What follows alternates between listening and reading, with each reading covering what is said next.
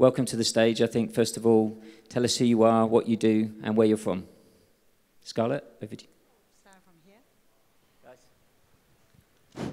Hello, hello. Yeah, I have started this company called Zebra Media, and we have been in the music business for the last 8 years, mostly music festivals and concerts. And in the beginning of this year, my company was merged with this company, actually a group called CMC Group. And the background of CMC Group is actually, CMC Group is one of the largest content company in China. We have investment over movies. We have investment in sports, now music, which is the part I'm responsible for. And recently we have just invested in CAA in the US, and we are also equal partner in China for CAA. And now we are looking into, I joined CMC in February, now we are looking into the entire music space. We are interested in investing in artist management companies, labels, and we are looking into consolidating all the most of the promoters in China. At the end of this year, we are creating this new company called CMC Live. And also, we are very interested in collaborate further with all the music festival companies in China. Thank you. Hello, my name is Rob Cowan. I'm the CEO and founder of Point Blank Music School. We're an electronic music school. I founded Point Blank approximately 20 years ago. We're based in London. We have an online school. We have a school in LA as well. More recently, we opened up in Ibiza, and we are just about to open up in Mumbai. And I'm here in Shanghai for the first time, hopefully with a view to, thinking about opening up here. So pleasure to be here. Thank you. Hi, my name is Olga Heijns. I'm the founder of Mixmash Records, together with Laidback Luke. Also Syndicate Agency, artist booking agency, and Unmanageable Artist, an artist management company.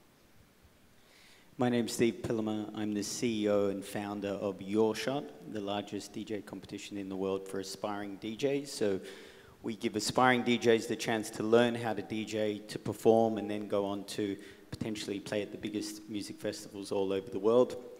Been operating in Australia since 2010, and now received more registrations than the major reality shows. We've trained over 6,000 DJs. We've launched in the United States with our ambassador Tiesto, and are very excited to have partnered with Eric and his team at A2 Live to launch Your Shot China next year. Hi, my name is Eric Zhou. I'm the founder and CEO of A2 Live. We're the guys behind the Storm Festival, amongst other live projects. Very quick general overview of A2 Live. We have artist management, we have our booking agency, we have events division, we've got our own streaming app for music, for dance music. We've got the venue operation and management arm. So that's in the whole our ecosystem. And of course, IMS, I'm partner with Ben Turner to bring the East and the West together. Thank you. I'm Matt Rodriguez. I'm an agent with Paradigm Agency. I've been an agent for 14 years, formerly of AM Only. Live in LA and represent acts Above and Beyond, Jaws, Kid, Slushy, Seven Lions, etc. Great. I'm Kurosh Nasseri, Ben Turner over there. We co-founded the Association for Electronic Music because of our shared passion for this music that we all love. And we're going to be co-moderating here, and our job is to throw a hopefully interesting question out and then get out of the way and let the panelists duke it out. So, first topic, predatory competition. We saw it in the United States when SFX consolidated the promoters and engaged in a battle with Live Nation, and all of a sudden you started to see two competing festivals in the same market, sometimes the same weekend, sometimes a couple of weekends apart. And this is something that I suspect is starting to happen in this market. And I'm throwing question, the issue of predatory competition in this market to the panelists. Any thoughts? I guess I could jump in right here first. We've been operating the dance market scene for the last 5 years. You know, obviously there are competitors are around, but we're mainly friendly with each other. We pick the dates, stay away from each other, make sure that, you know, it's a win-win situation for the market, and that's how we like to play. But of course, there are new players coming in. They're like, you know, because of routing situations or whatnot, they end up having a festival maybe that's too close to ours in terms of time period, weeks apart. I think, you know, as you say, Kurosh, predatory, you know, competition is not a win-win situation. Number one, it could drive the prices for DJs up, for your artists, and it decreases your profit margin. It cannibalizes ticket sales, et cetera, et cetera, et cetera, even sponsorship. So either, you know, the competition sits down and figure out what's the best way, or really, I mean, in certain markets, like in the past, like in Australia, Future and Stereosonic, they just fight it out, and whoever wins, wins. The other one dies. So that's unfortunate, but that's not good for the industry. It's not good for the industry as a whole. But you also need to look at a market like Shanghai, where there's 30 million people. And if you look at Amsterdam, much smaller, with 300 festivals a year, you know, to a point where there's a festival, 5 festivals per day, per weekend. Do you call that predatory or not? You know, when there's so many things going on and the market size is healthy enough to support it all, maybe it's okay. Well, I understand there were 2 festivals in the same weekend in Beijing this year? Yeah, they've got Ultra in Shanghai, and we've got Storm in Beijing. That's on the same weekend. But, you know, Beijing and Shanghai is still 2 different markets. So you feel that this is not an issue because of the size of this market, or you feel that this is an issue but is avoidable? It's which? And I think, I mean, it's definitely avoidable, but the problem is that we have a Storm Festival every weekend for the past 5 weeks. So we're going to definitely hit some collision with somebody. I think that's going to happen, but it's about, if you're in 2 different markets as far as apart, like Beijing and Shanghai, I think it's still okay. But if you're within a single city with a couple weeks apart, that potentially cannibalizes the ticket sale for that city. I mean, from an agency perspective, competition is good, right? But not at the detriment of the market. You don't want the competition where it literally bottoms out the market or craters a market. And I think in China, it's yet to be seen. We don't know. There's so many players coming in. Obviously, there's going to be a saturation point where it is going to be detrimental. But we haven't seen the full potential of this market yet. So it's kind of shooting in the dark and betting on the right horse and lining up with the right partner that you think is going to be able to go the distance. Are you able to avoid shenanigans like exclusivity or radius clauses? I mean, I need an app for that, for sure. It's fucking insane with the radiuses and stuff. But that's part of our job, is to be able to strategically navigate the bookings of our act through that market and help grow them into successful touring career. I personally welcome the competition. I'm not sure so much the predatory side of it, but I think it helps the industry as a whole. It certainly helps us raise our game. If we see other schools, we see what they're doing. They're obviously watching us. I think having that, if there are a few schools, it raises the profile of the industry. And, it's like going to a busy street and you see a lot of restaurants and they're all busy. It's like that helps all of them. Predatory in so much as the way I would take the word predatory is somebody stealing your ideas, not getting inspiration from. So it's semantics. It's a fine line between what is inspiration and what is downright stealing or taking somebody's copyright information, or perhaps, I don't know, going after their staff or something. We like to focus on what we're doing. But I think the fact you've got electronic music schools now popping up is great for us. It keeps us on our toes. We've been around a long time, and I kind of welcome it because it means we've always got to reinvent ourselves. So, as long as I suppose the word predatory is where, that's exactly where, the danger is. Yeah, just to explain, predatory is a type of competition that is focused on hurting the competitor rather than doing what's best for your own business. And hopefully it doesn't get to that point, but is this a concern for investors? I think competition is good from an investment point of view. From our point of view, I think I will look for companies or interest to help companies that has a dedicated mind in terms of content development rather than resource-driven. My advice for the festival operator, which I was a festival operator as well, I think to develop a very unique format of the festival is the most important for festival operators. And also spending time on the content curation, work closely with the agencies to work out a unique content proposition. And on the other hand side, for the agencies, I think when you are sending your artists out, you should look who are the long-term partners to help them to build their format instead of asking a bidding war. Whoever has the highest bidding and you give it to them. And whether you are supporting the festival or not, maybe it's not on your agenda, but I think that is not very healthy way of cultivating better festivals in China. And as Eric said, we have a huge market. You know, the Shanghai, Beijing will be able to support multiple festivals a year, and there's enough space for many companies to survive. But each other has to come up with interesting contents. It's very important now, rather than, I think we are going into a predatory fight now, fighting for artists, for major DJs.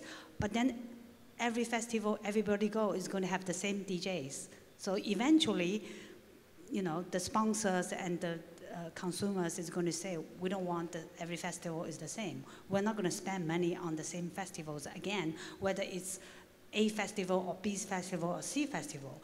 So I think it's the industry's responsibility for the agents, for the festivals, for the investor to help to build a more healthier market is to create different formats for the consumers. How do we end up in a scenario, though, in a market like Shanghai, where Ultra and Storm in 52 weeks in the year end up within 2 weeks of each other? Surely agents like Paradigm, CAA, you guys hold the power here. I think if Eric can't get into a conversation with Ultra, surely the agencies should be facilitating some dialogue to avoid this, because the only people that are suffering are the fans in Shanghai who can't afford to go to 2 festivals in 2 weekends. Do you not feel that? Yeah, absolutely. And I think it's up to us to a certain extent. I mean, the reason Ultra laid where it was is because that's the time of year they route. So these were 2 trains coming at each other that nobody was going to be able to stop. I think there needs to be an open dialogue, and it's something we absolutely could help facilitate. But there are other factors in that regard of why those landed where they landed. Yeah, but isn't it possible to call bullshit on that? Well, it's not bullshit. He actually, well, wait a they second. actually do route that as their Asia How run far of the do they tour. plan ahead? A year? About a year, yeah. Okay. So, yes, it's a situation of 2 trains headed towards each other, but you also have the benefit of a year of planning time to say, well, wait a second, does this really make sense? Can we swing that train around the bend? You know, so Yeah. That's what I mean. And again, you know, I've been accused of being shy, but I think your point is fantastic. It's the industry's responsibility to call it out. So if it's an avoidable result, I think it would be in everyone's best interest, unless you're talking about a power struggle that is ultimately to everyone's detriment. I mean, that's the whole issue. Hopefully, it's not to anyone's detriment. And I think we're going to have 2 very successful festivals, is what the outcome is. And that's what I'm saying. This market, we don't know what it can yield. There's 30 million people here. There's 10 to 15 million in tertiary markets that do travel. So it's yet to be seen. It's the Wild West and the Far East. We'll see what China can yield, right? And so this is part of it. I mean, you know, from the ticket perspective, actually, we have not seen any cannibalization. Our ticket sales is stronger than last year.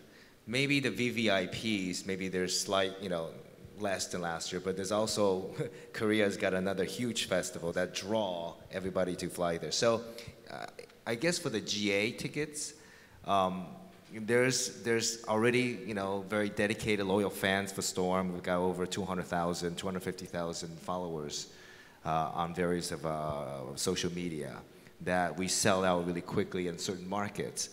But I think in the long run, you know, people's gonna have to see is, okay, well, it is what Scarlett said. What kind of product? Is it Pepsi, Coke, Heineken, Budweiser, type similar drinks, or is it really very different festivals? The experience actually tells that story. But isn't there also a danger in, I mean, I think America is a great example, and people couldn't get enough until it imploded. And Australia, which you mentioned, is a great example, and the fact of the matter is Australia never learned their lesson, because that duking out that we had happened 6-7 years before then and 6-7 years before then. And then there's kind of a reassessment and a redivision of the players. And 1 or 2 of them come back up, and it's the same game out, and it kills the market. And what we've seen in America at a time when that was so prevalent with doing all those exclusivity deals is that artists were presented with the only option of doing a year deal with one player, and it would limit your options. I have artists that want a diversity of plays. They want to do the main stage plays, but they also want to do the soft ticket play, they want to do a hipster play, and being stuck to one promoter meant for them that they were being stifled in their creativity. And I think there's a real challenge here, a real opportunity to do that differently here from the beginning. And just saying, well, at the moment it doesn't cannibalize, that by the time it gets cannibalized, it's too late. I wouldn't say America's imploded. I think what's happened is the cream's rising to the top. It got oversaturated, absolutely. And that's what happened. Everybody jumped in, cream rises to the top. It's like a natural evolution of creating better festivals, right? Making quality stand through. I think with China, it is yet to be seen. And also, let's remember, Storm was supposed to be, or was every year in October, which would have been given it a month breadth, but that's neither here nor there. So yeah, I mean, I think saturation is bound to happen. People see a huge opportunity in China to come. They're gonna come, no matter who says they're not. And it's up to Eric and the festival promoters that are doing to produce better quality events, to rise to the top. I mean, we're only talking about Shanghai. I mean, I have another battle in Shenzhen in December. So, I mean, there's almost every market that we're in, like 8 different markets. So we see, you know, certain power struggles there. And of course, if we can, we talk to the promoters. We try to get to the negotiation table and say, okay, you know what? Maybe you take the Q1, Q2 of the year. Let's just space it out so it's healthy. But, you know, in Shanghai, the truth of the matter is that you only have 2 time periods to do the festivals.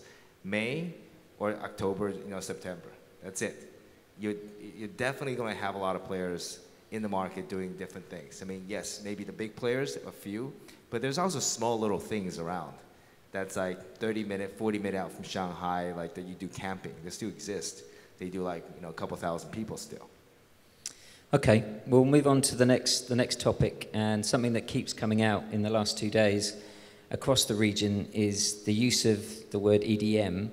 When can we stop using the word EDM in this market as a way to describe electronic music? Any market. Any market. We've managed to shake it off. We've managed to shake it off in America, pretty much, but here it's still very much used by media as a way to describe this music. What's your feeling on it, Eric? Well, whenever we can, at least internally within A2 Live, we've got over 100 people working. We've tried to get the definitions right, at least internally within our staff. And at any moment, you know, even press interviews, if we just went together, right? When the terms are, you know, wrongfully used, we try to jump in and try to correct it. I think over time it will happen. But in general, because there's a lack of understanding, you know, people in China, they use EDM, you know, very loosely to mean dance music.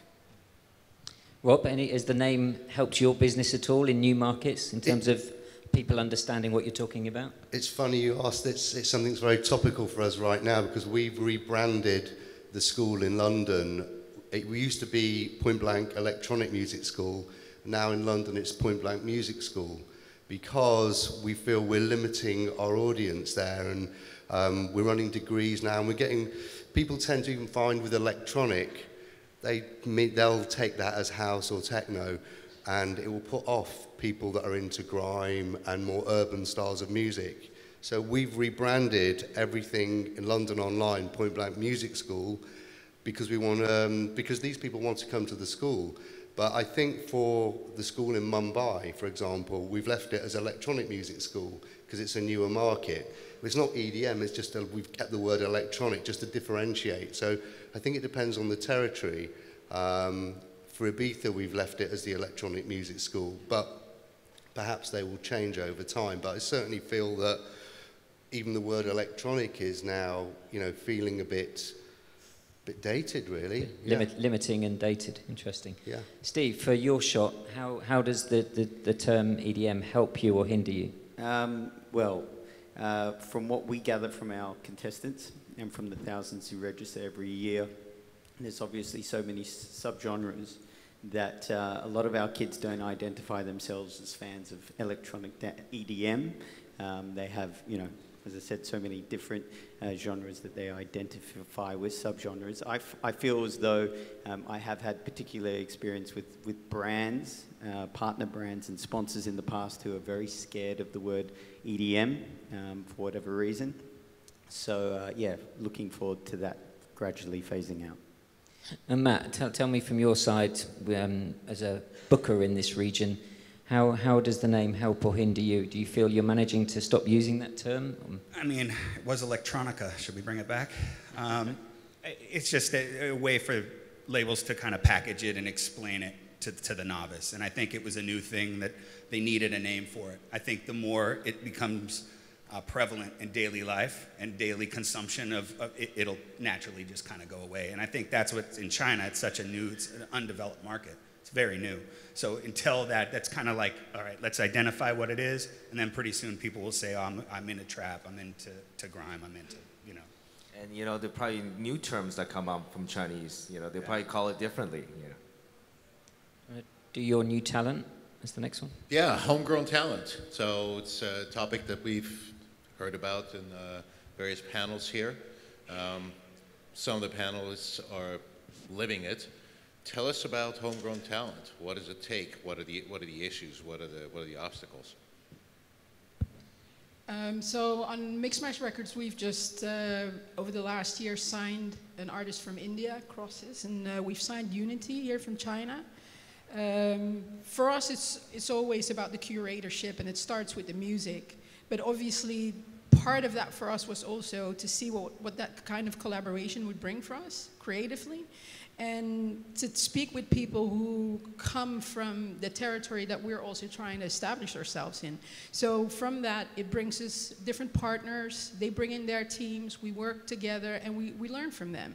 I think China especially, but with a lot of Asian markets, they have seemed impenetrable for a very long time, maybe because of cultural difference or language difference, and associating ourselves with these artists also helps on that front. So for us, it's very much at the start of that collaboration, but it's already giving us tons of insights, and is one of the key reasons why we're here at IMS this year.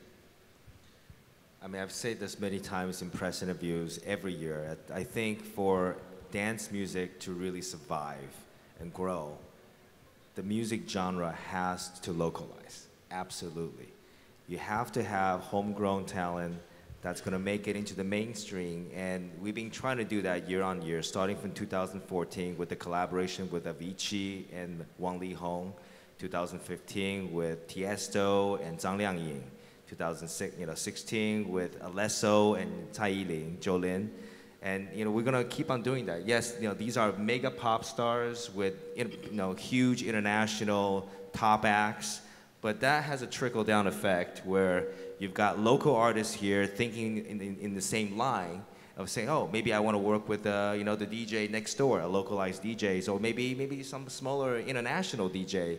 So you do that crossover, then you have more and more interest in that, with people in this industry, and especially more important for the mass consumers that normally listen to Chinese pop music to all of a sudden say, oh, so this is dance music, and start exploring what is dance music and start finding out there are different genres of dance music, et cetera, et cetera, et cetera. So it is absolutely critical I think for a country the size of China or even India to find their own sound, localize their own talent. Yes, I think it's also important for the festival operators to help local artists. Not only help, but it helps you to reduce your cost. So if you gradually start to groom the local Scarlett, I don't know about reducing costs, When they become a huge star like Jolin or Wang Lihong, they're like even more expensive than the biggest DJs. But still, if you are a festival operator now for the next 10 years, just like the festival operator in Europe or the US, they start with small artists, right? And eventually the artists develop a relationship with them and they come back because you have a relationship with them. And then with those artists, not only you help to groom them, but also help you to control the cost. Actually, that's something that I really miss internationally, that kind of curatorship and growing and nurturing that talent. So it's really exciting for me to hear that that's something that you're very interested in. I think it contributes to everything that we discussed before, growing your own identity, but I think that's going to be imperative for the continued growth of dance music. We've all seen a kind of the stagnating trend of seeing the same type of artist on all these lineups everywhere else, and we need a bigger influx of new talent coming through, and I agree. It needs to be localized, there needs to be an identity, and I think Asia has actually got the best position to bring that. So that's what makes it exciting for us to be here. I just want to add, Eric just mentioned about our second, third, and fourth tier cities. These are the cities yet to be developed. And for the young people in this city, they don't really know the difference, to be honest. So if you're starting to groom younger artists in these cities, gradually we build a home, home. You have to build a fan base of these local artists, that's for sure. Yes. And the most important for these local artists is to have a product, and that product is their music. So I think in conjunction to discuss about artists that we want to manage, it's also about how to get their music out there. So this is why earlier this year we launched Storm Record, and that record label is basically picking up Chinese artists, pushing them domestically, and also internationally as well. From a music school perspective, we've got all this raw talent, and I got fed up with watching them, seeing them come to the school, and they go, 2 years later, there's Aluna Francis from Aluna George, one of our students. Well, why weren't we involved in that process? So we've got all this raw talent. We've just started a label. We want to start getting them signed. We've got all these big social networks. We've got a lot that we can do for them. We've got all these fantastic producers, instructors. We can do a lot for these artists to help them, and we should be doing more. And for me personally, it's just a hugely exciting thing. It's like that's what I love about the music industry and doing what we do. You find a new artist, you don't know that it's going to work, but the journey is what's exciting. You actually find a bit of music or an artist that you love, and it's worth putting the effort in. And it's not that it doesn't matter if it doesn't succeed, it's you're enjoying it that much that you're prepared to put the time, put the money into it, and I'm hoping that we can help a few artists on their way, because that's what's going to keep everything fresh, I think. Yeah, I think developing homegrown talent is the key to the Chinese market success, and you said it a million times, the Yao Ming effect. That first Chinese superstar DJ that comes back that really, I think, blows it up, and kids are in the bedroom making music and aspiring to be that man or woman. To that point there, it's, what we found is that amongst a lot of aspiring DJs, they actually aren't aware as to how much work is involved. And, there is an incredible amount of work in becoming a DJ, but, often it's about just inspiring them, giving them those initial fundamental steps, which is what we do at Your Shot. What we've seen in Australia is that, we've had contestants who have worked at department stores, gone to festivals like Storm, looked up at their favorite DJ, and maybe had no real ambition prior to that point about becoming a DJ, but looked at that DJ and thought, okay, this is something I would like to explore more. And through platforms like Your Shot, they've actually received the basic training from all of our 6,000 kids who've gone through the process. 61% go on to continue down the path of DJing. 37% take up production. So for us, it's about planting that seed behind the bedroom door and encouraging them along that way. It's also not just about the talent. We should also be encouraging homegrown talent as managers, as agents. Amy Thompson yesterday offered a job to the people of this floor to help her in this market. AFEM is looking for a regional rep from Asia to help us get our message out there. We should also She did, open really? up. She did, yeah. I'll be out of job then. I co-manage her artist. So I think she wants to manage your team, that's why, probably. But I think Don't worry you. It is it's important that we're not just always talking about the DJ and the producer, you know. So the next question is actually, somebody's trying to ring me, hold on, is a quote from you, Eric, that is in Music Week today, which is promoting Storm and IMS. I'm just going to read out your quote. I hope you remember saying it. I'm looking forward to this one. Okay. You quoted today as saying, what is the one thing you would like to change about the music business? And your response was, I want to disrupt the manager-agent-promoter relationship, which was a pretty strong thing to say, to streamline efficiency, but then you say you want to eliminate the middleman. Tell us what you meant by that comment. First of all, you know, I have very good friends that are agents, like Matt here. You know, in no way I'm trying to say cut out the agency. There's definitely very important functions. You know, they filter what's good versus the bad. They make the best advice they can for their clients and their managers, so it's needed. But I'm just saying this, you know, I'm looking at it. Every industry has got a disruption somewhere. Now, just the same way that Alibaba came to market, became the biggest, those moms and pop little stores are gone. Everybody is now buying online. With the click of the finger, it's done. I'm just posing the question is, why hasn't that relationship between the agent, manager, promoter changed over the years? I mean, we're talking about 1970 structures, same thing. You know, the value with some agents, you know, yeah, we just book and route the tours. Are they added values to that? You know, a lot of times the manager asks, why do we need agents? And worse than that, there's even middle agents. Okay, so countries like China, I'm sure Mac can, you know, have more say in here, is that you're dealing with an agent in Asia who deals with another agent in China who dealt with another person before it gets to the end buyer, and that has happened. And this is one of the key reasons why we, you know, Ben, and we talked about this, why we do IMS. So we melt those middle agents away because they really serve no purpose. Now, but in the bigger picture is that eventually I believe there will be something that's disruptive, that will come to market, that will shake these type of relationship up. I still don't know what it is, but I foresee it coming. You know, like, is it beneficial?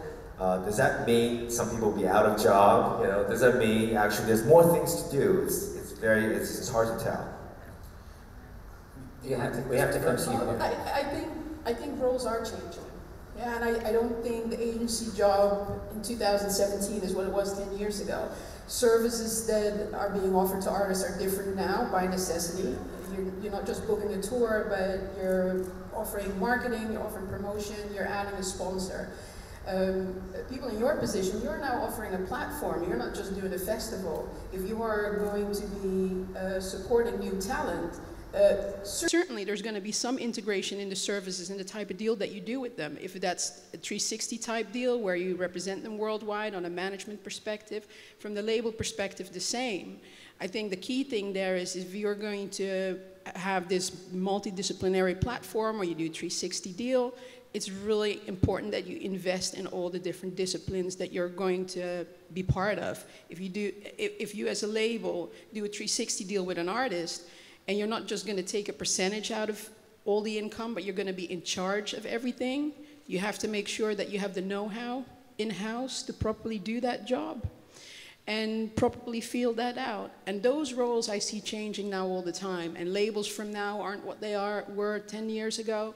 Agents aren't what they are. Managers nowadays have to have a full set of qualities in-house to represent those artists. And that's where I think there's going to be more disruption, which I think is a very healthy thing. Yeah, to Olga's point, it's not the same as it was in the 70s. We've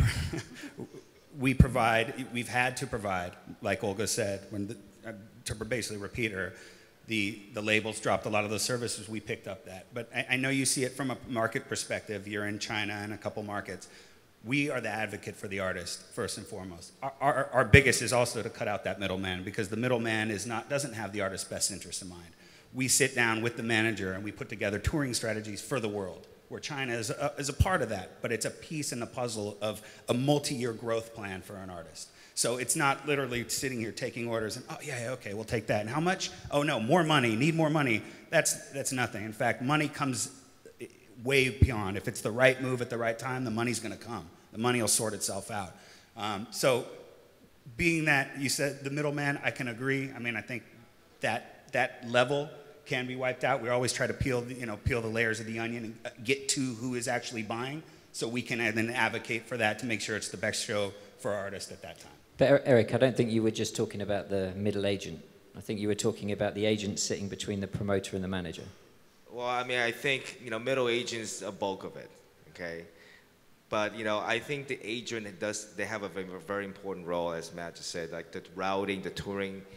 It's impossible for middle agents to do it. Some actually do, okay, and very clever ones that I know that does all these routing and just bring on a silver platter to the agent, say, hey, guess what? I've got 17 cities lined up. Do you want it? And for the agent, say, oh, it kind of worked because I've got 5 other markets I want to tag along with that. So some of those agents actually do some, work. And that's lazy. That's lazy agenting. As somebody that I'm representing an artist worldwide over those markets.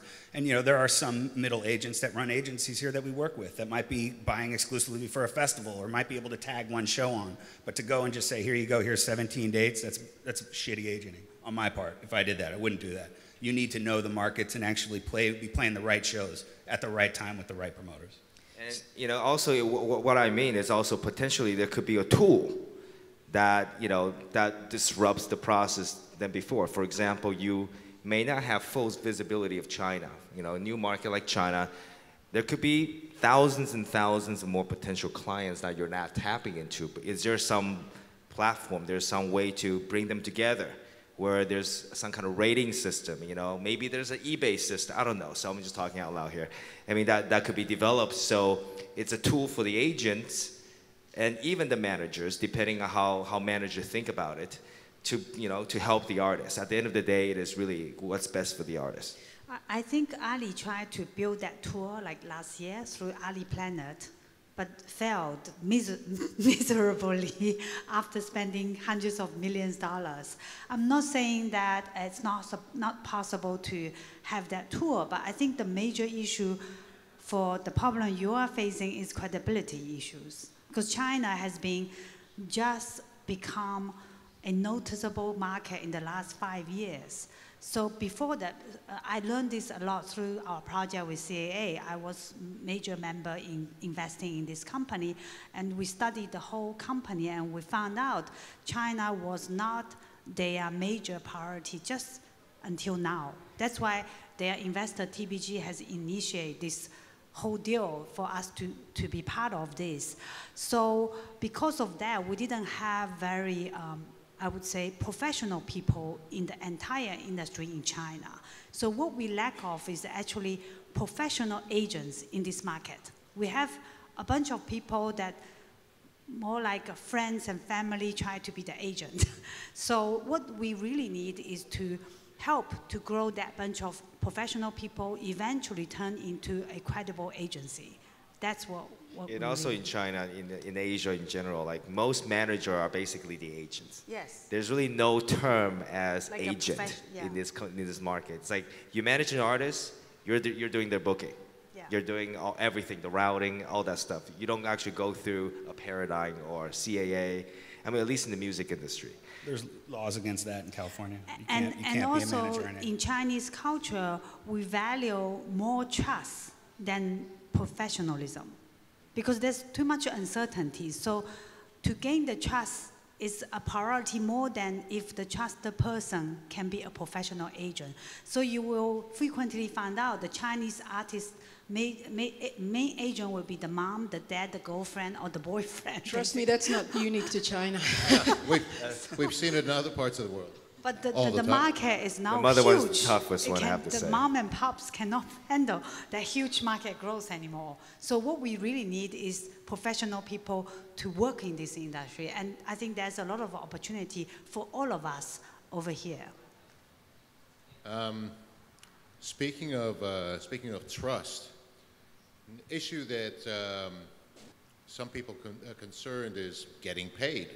So we're dealing with a market with fantastic potential. It's clear. It's very attractive for entrants in various businesses to participate in. But what about the issue of getting paid? And there are really two aspects to this. One is structural, one is transactional. How do you deal with the prospect of payments being delayed because there are restrictions on payments, outgoing payments?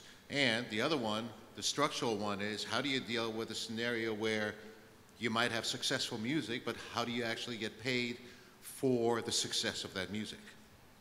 Well, I mean, I've had some experience with this one, same thing with Matt. You know, just recently, last year, Chinese government has officially sort of clamped down and restricted outward flow of cash, you know, exchanging from renminbi into USD.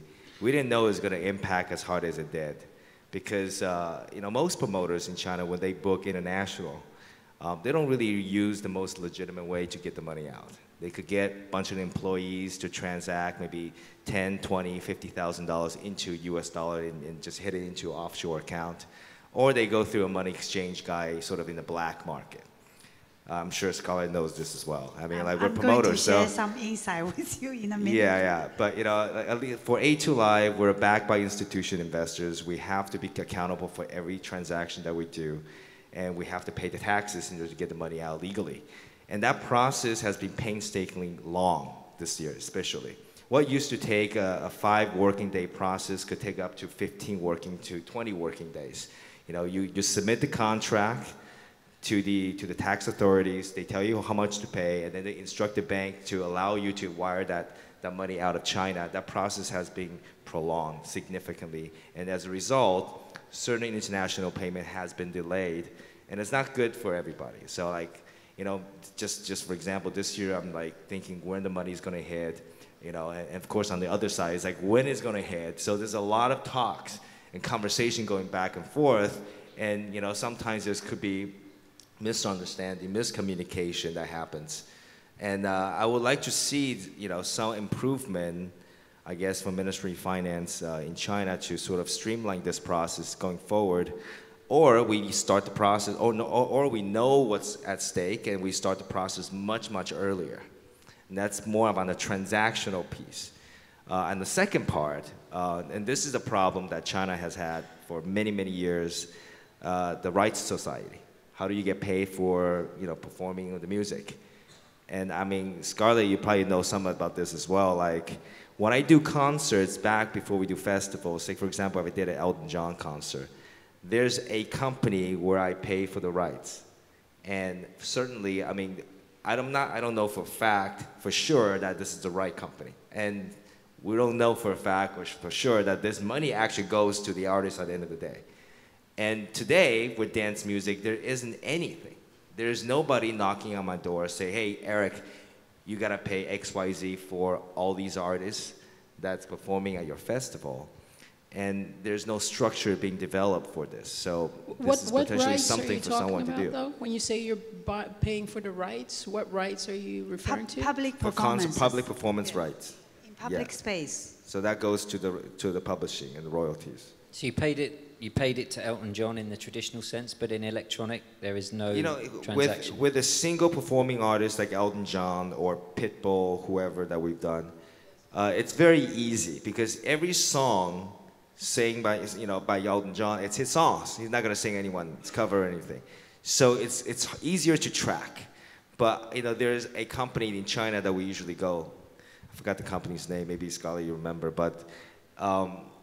And you pay them and everything's fine. And there's also a lot of shady people too. They could be calling you up and say, listen, you gotta pay us or I'm gonna shut your concert down. I've got many, many calls before. And you're trying to weed out which one's real, which is not. Sometimes you have to call the manager, something call the label and say who is the right person to pay. That's for like pop acts, rock acts, which is single artist performance acts that is easily traceable. But when you have a DJ that got 300 or 250 songs in a set, it's really hard. Scarlett, share some insight with us on the yes, issue here. First note about the tax issues and also about money laundering. Let's put it that way. So we have been, in the last 7 months, we have been in the process of, as I mentioned, in the consolidating lots of promoters, mostly in concert business, not in the festival business. And my advice to folks in this industry is make sure your book is clean, pay your tax. Otherwise, there will be no exit opportunity available. First of all, the Chinese government can chase after tax issues over 10 years.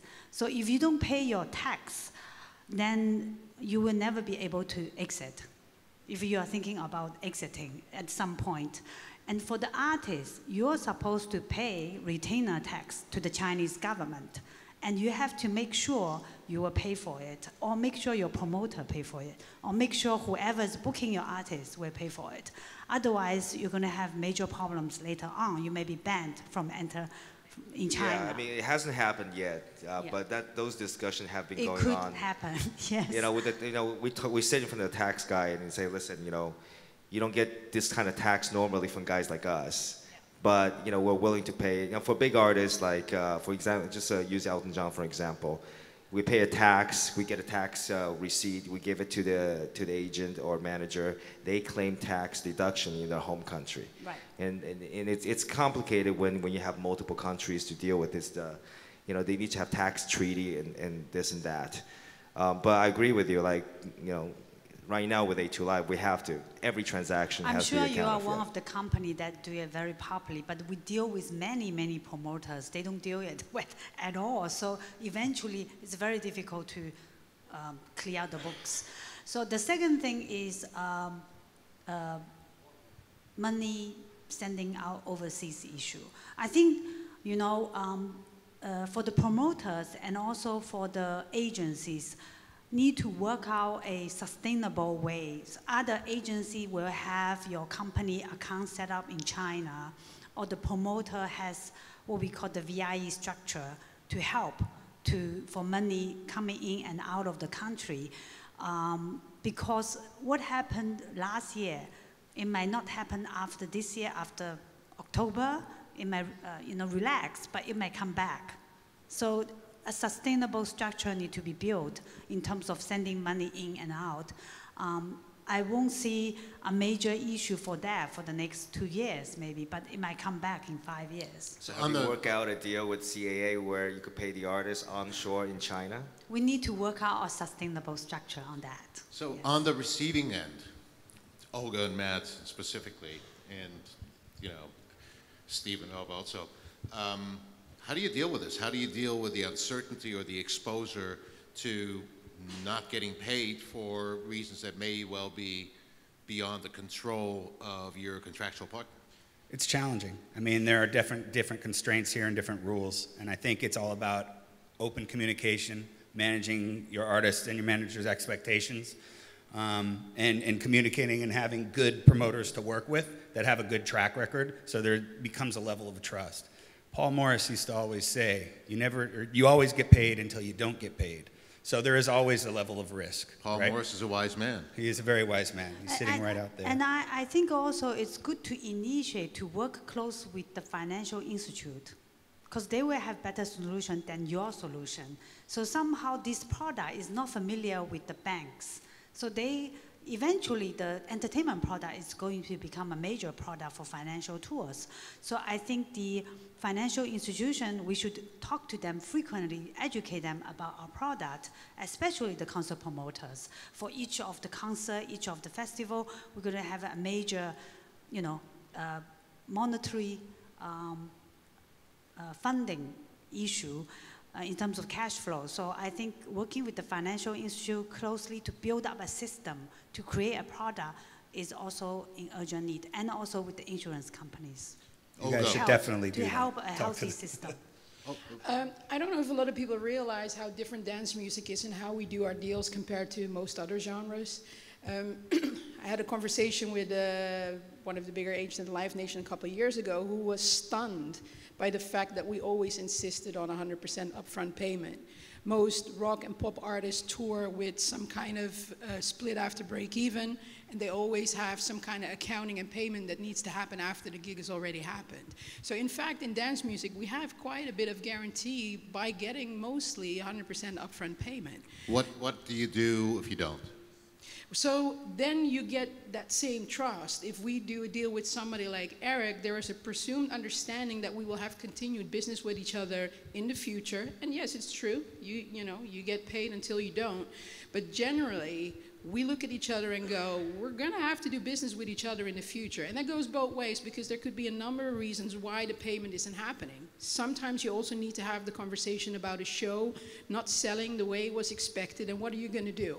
You can insist on full payment, you can refer back to whatever's been agreed in the contract, but from time to time there is a situation where you have to look at that and see what it does for the market, you have to see what it does for your artist, and it segues into a different conversation. I need the market to sustain, I need you as a promoter to sustain for me to come back with this artist and others, and then we have that conversation, like you said, in an era of transparency and openness. But that's based on me knowing that this guy is still going to be there next year. If that's unsure, you have to make sure that you get that money on time, and knowing your markets. I mean, China isn't even as bad as Myanmar.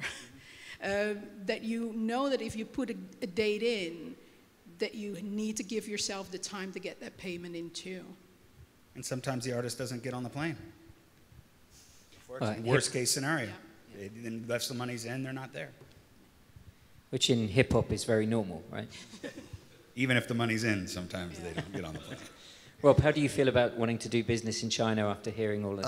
Well, it's interesting. I was just thinking about all this, and running a school, we're in a slightly, I think, privileged position, because to come on a course, you have to pay before you come on the course. So they may not pay all up front. It may be monthly or termly. But if someone doesn't pay, they don't come on the course. So it's interesting hearing about this. I'm thinking, well, I feel quite lucky, because we just don't really have to chase money. You get the odd student that says, oh, I'm running late, and obviously you give them a bit of leeway. They'll say, well, I'll sort it out when I come in next week. And of course, you don't want to make life difficult. And mostly it's genuine. But if someone is sitting on a course after 2 weeks and they haven't paid, well, it's bye-bye, So I don't really feel too worried about it at all. I'm not sure about money coming out of the country or going abroad, but in terms of taking payments in running a school, it's one thing we've never had a major problem with, thankfully.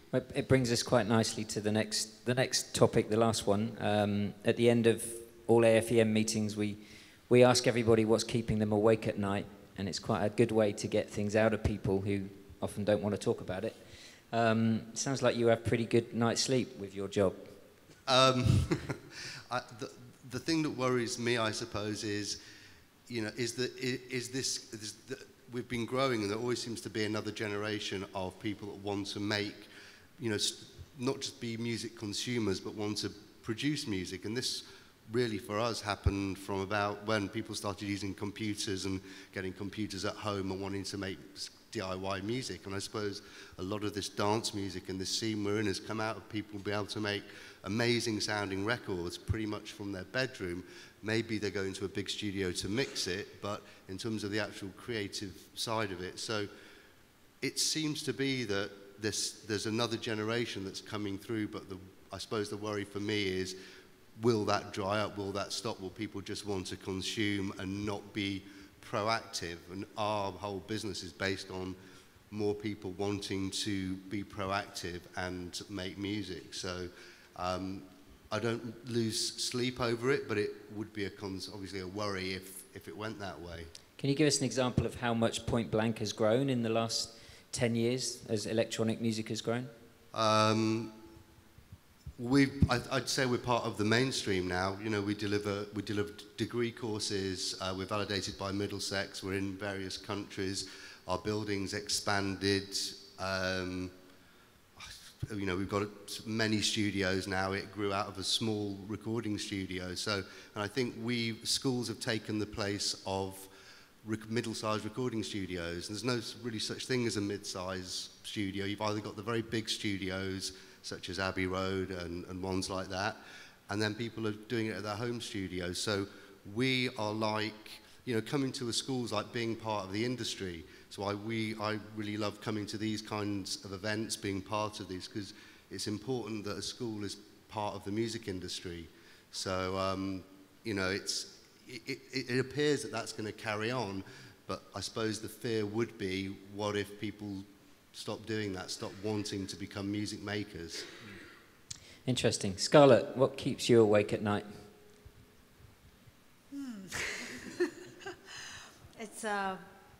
It's a very tough business to be in for the festival business in China, actually. So I have been running Zebra Media for 8 years. When Auto starts? It's like 12 years, or 10 years ago. Right. So it's a long journey. It's a long journey, and I think for the Chinese market, the major issue is two major issues. I think one is the one we kind of touched a little bit in the beginning, is cannibalism. It's a major issue. Although we see there's a huge opportunity here, but to be honest, the creativity, the creativity is not here yet. So in order to curate a good show or a good product, it's a major challenge. So at the end, everybody just wants the top artist to come to your show. And even though you have great ideas, but you need good people to help you to execute. And where can you find that people? And at the end, you will be doing, as the founder or the CEO, you'll be doing all the jobs, right? Somebody's laughing. And so the major challenge is we don't have enough professional people in this country to capture the growth. And then it ends up with cannibalism, looking for only very easy way out. Do you sleep better not being independent these days? Sorry? Do you sleep better not being independent anymore? I miss my independent days, but I think for my next 10 years, with my experience in the past, I would love to help the people that is in the independent business. And in the past, when I was independent, nobody helps me. So now, I want to be that person to help all the independent people in this country. Great. Olga, you've been a strong independent manager and agent for many, many years. What keeps you awake these days? What keeps me awake is the strong responsibility I feel for the people on my team and the artists that we represent that nowadays usually enter the business at a very young age. And a lot of times underestimate the pressure it exerts on your personal and mental health. I'm very happy to see that that's become less of a taboo to discuss, and people are bringing it out more in the open. And I think we've seen multiple examples now of artists admitting to suffering from these pressures. And it's something that I feel that I feel my responsibility there, and I try to educate my colleagues that we have to take our responsibility as agents, as managers, as part of the professional team, that we have to help make these artists decisions all the time about choices in life, how you spend your time, where you spend your time, about having some kind of anchor, and that we need to encourage these kids, same for the people who are part of our professional team, that it's okay to take time out, that you will not lose your career, that we will create other opportunities, and things will not fall apart. So that is something that keeps me up at night, and that I find is part of why I keep doing what I do. That's great, and it's good you brought it up, because it's something we didn't touch on much the last 2 days, but at ADE this year there's a huge section devoted to that. In IMS Ibiza, it was a big debate, and Pioneer have a really powerful documentary coming out very soon all about this topic, which you must see. Thank you for that. Okay, Steve, tell us from your perspective.